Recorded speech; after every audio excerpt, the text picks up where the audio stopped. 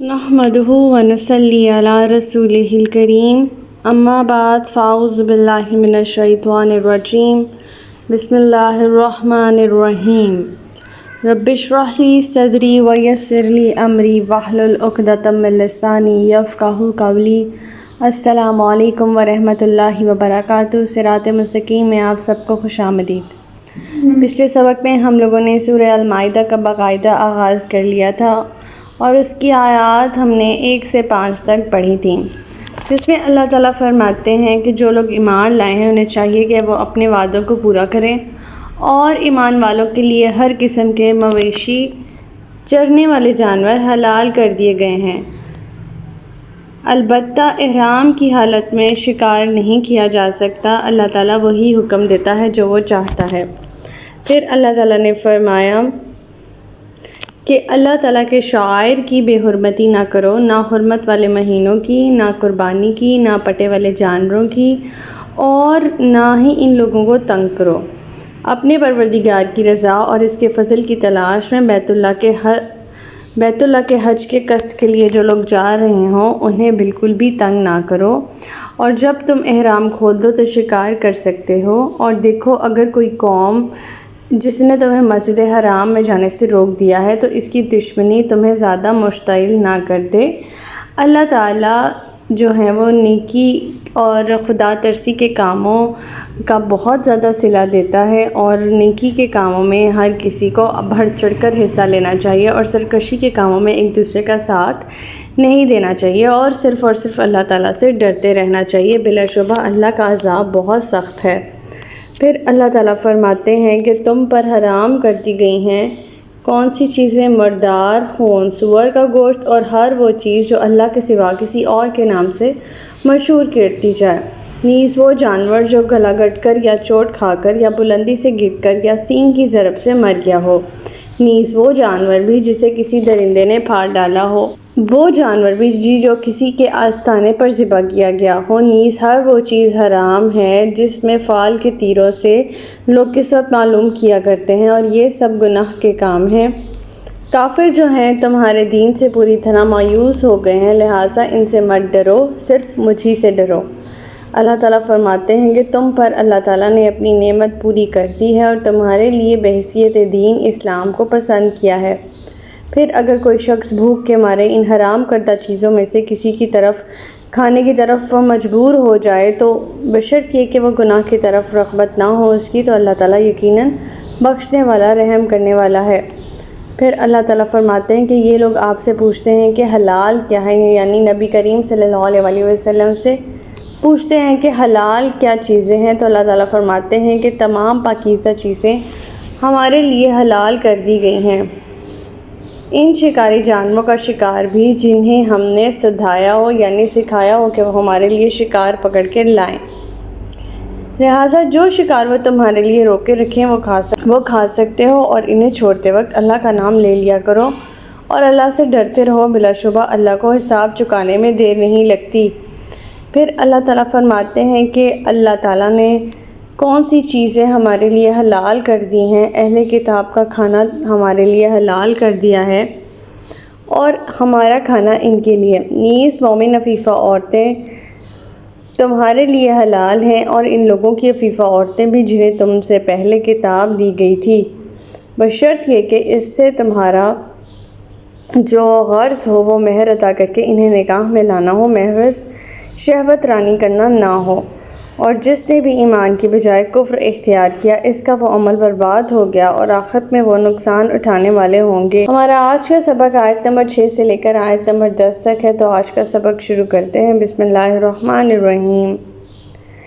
یا ایھا الذین آمنوا اذا قمتم الی الصلاۃ فاغسلوا وجوہکم وایدیکم الی المرافق وامسحوا برؤوسکم وارجلکم الی الکعبین وان کنتم جنبا فاطہروا وان کنتم مرضی او علی سفر او جاء احد منکم من الغائط او لمستم النساء فلم تجدوا ماء فتيمموا صعيدا طيبا فامسحوا بوجوهكم وأيديكم منه ما يريد الله ليجعل عليكم من حرج ولكن يريد ليطهركم وليتم نعمته عليكم لعلكم تشكرون۔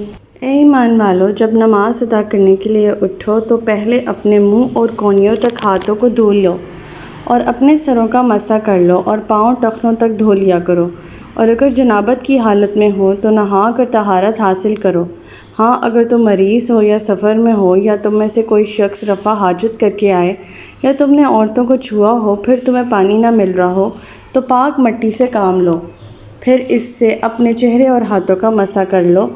اللہ تم پر زندگی کو تنگ نہیں کرنا چاہتا، بلکہ وہ تو چاہتا ہے کہ تمہیں پاک کرے اور تم پر اپنی نعمت پوری کرے تاکہ تم اس کے شکر گزار بنو۔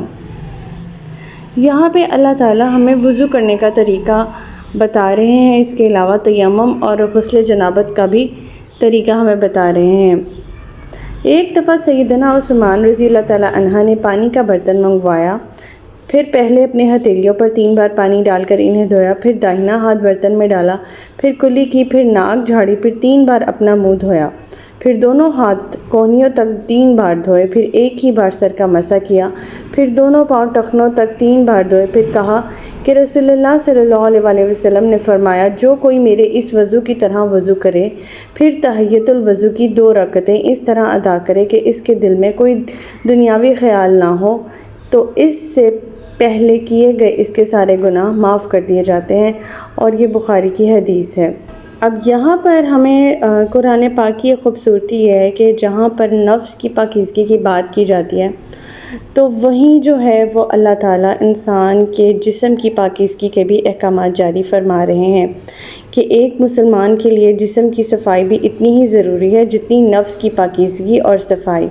چنانچہ آپ صلی اللہ علیہ وسلم نے فرمایا، جسمانی صفائی ایمان کا حصہ یا آدھا ایمان ہے، اور یہ مسلم کی حدیث ہے۔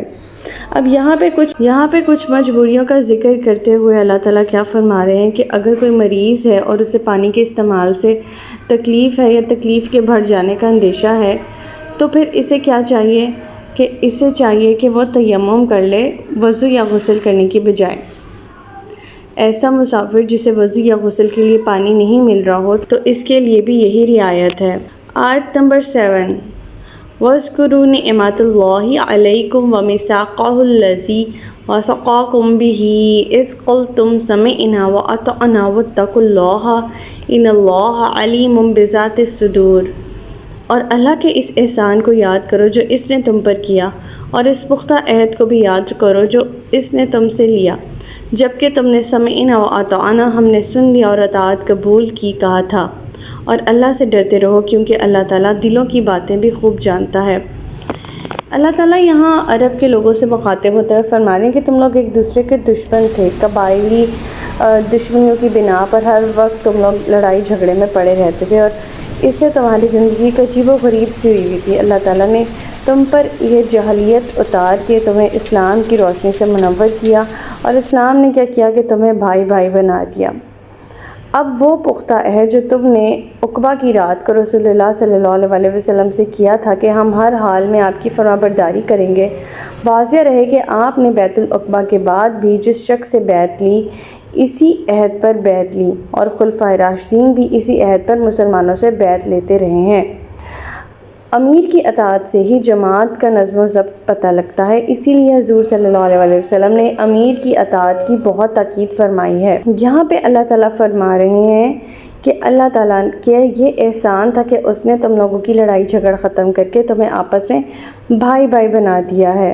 آیت نمبر 8، یا ایھا الذین آمنوا کونوا قوامین للہ شہداء بالقسط ولا یجرمنکم شنآن قوم علی الا تعدلوا اعدلوا هو اقرب للتقوی واتقوا اللہ ان اللہ خبیر بما تعملون۔ اے ایمان والو، اللہ کی خاطر قائم رہنے والے اور انصاف کے ساتھ گواہی دینے والے بنو، اور کسی قوم کی دشمنی تمہیں اس بات پر مشتعل نہ کر دے کہ تم عدل کو چھوڑ دو۔ عدل کیا کرو، یہی بات تقویٰ کے قریب تر ہے، اور اللہ سے ڈرتے رہو۔ جو کچھ تم کرتے ہو یقیناً اللہ اس سے باخبر ہے۔ اب یہاں بھی اللہ تعالیٰ اسی بات کو کنٹینیو فرما رہے ہیں جو اللہ تعالیٰ نے سورۃ النساء میں کی تھی کہ عدل اور انصاف کا دامن ہاتھ سے جانے نہ پائے، چاہے مخالفت میں ایک والدین اور قریبی رشتہ دار ہی کیوں نہ ہو۔ یہاں اس آیت میں سمجھایا جا رہا ہے کہ تم سابقہ دشمنیوں اور قبائلی لڑائیوں سے بالکل بے نیاز ہو کر انصاف کی گواہی دیا کرو۔ کسی شخص یا کسی قوم کی دشمنی تمہاری گواہی پر یا تمہارے عدل و انصاف پر اثر انداز نہ ہونے پائے۔ آیت نمبر 9، وَعَدَ اللَّهُ الَّذِينَ آمَنُوا وَعَمِلُوا الصَّالِحَاتِ لَهُم مَّغْفِرَةٌ وَأَجْرٌ عَظِيمٌ۔ جو لوگ ایمان لائے اور نیک عمل کیے، ان سے اللہ کا وعدہ ہے کہ ان کے لیے بخشش اور بہت بڑا اجر ہے۔